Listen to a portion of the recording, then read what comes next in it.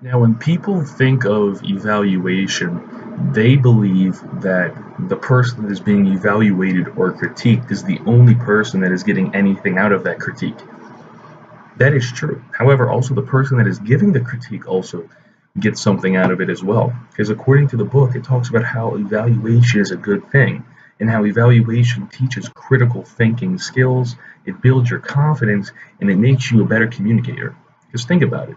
If you're going to be critiquing a speech, you need to be listening to that speech, taking notes, and understanding the message behind that. And then from that, formulating a question or ideas in your head to then ask the person who gave that speech.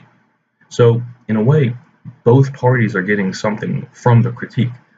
The person that's getting critiqued is getting information on how they can make better their speech, while the person giving the critique is having to work in formulating a question that is in relation to the speech, while also understanding the message and establishing a form of communication between the person that gave the speech and the person giving the critique themselves to give the person giving the critique a better understanding of what the speech was about.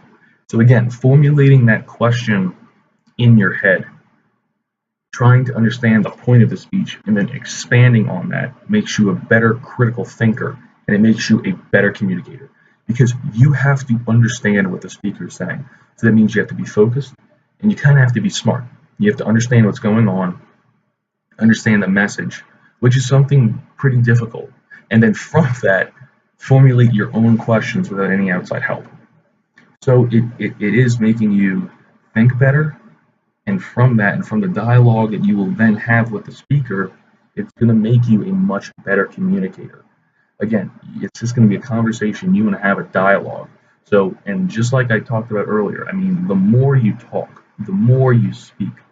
It doesn't have to be on a stage. It could be just asking questions. It makes you a better speaker.